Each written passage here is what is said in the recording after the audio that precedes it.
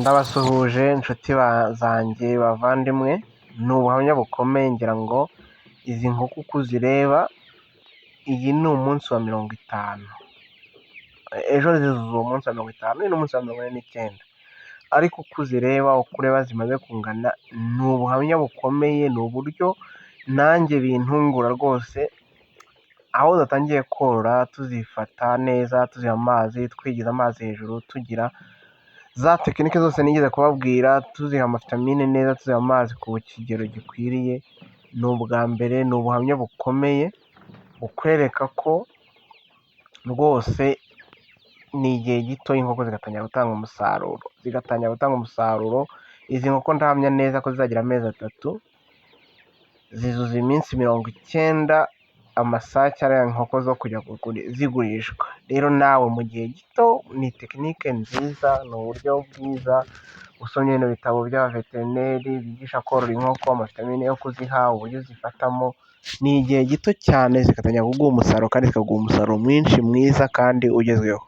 Rero nshuti, wowe utarakoresha komande ngo tugukorere imashini ituraga amagi, turayikora mu kigero cyiza rwose.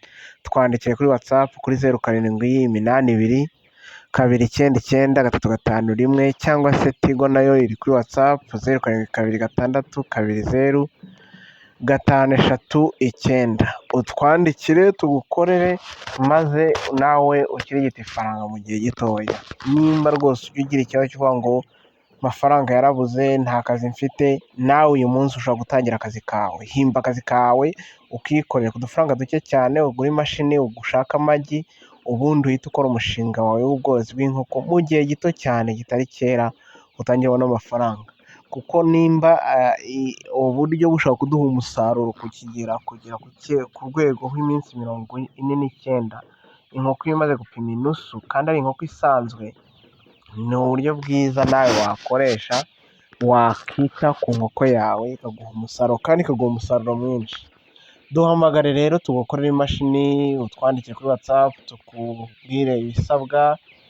Ngira ngo abantu benshi bajya bahamagara bambaza ati se twabigenza dute? Ni kwa kundi, ni ugutanga komande, ukatubwira imashini ingano yayo ukeneye, igihe uzaza kuyifatira, tukagusaba amafaranga make cyane ya avansi, noneho tukagukorera wowe umunsi twaguhaye, tukayaforoma tumaze no gukora test, tubona ko imashini yamaze kugera neza, yasubiye mu buryo iri gukora neza.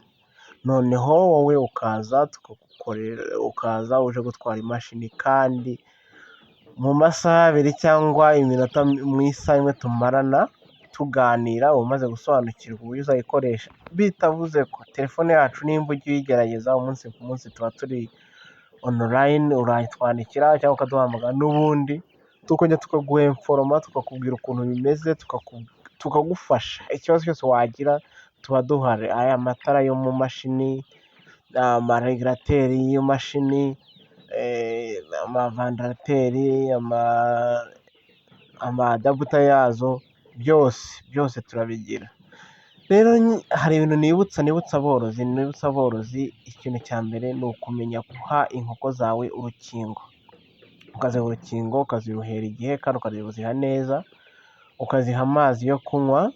Mu gihe zamaze kurya, ntizigomba kubura amazi mu kiraro, uba ugomba gucungana n'amazi ku buryo byanze bikunze amazi adashobora kubura mu kiraro. Iyo amazi abuze, uba urimo uhemuka.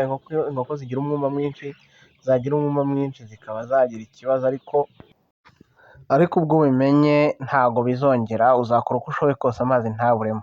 Ngizi imashini dukora, ngizi iyo ziri guturaga, ku buryo amagi aguha umusaruro ku buryo bwiza. Murakoze.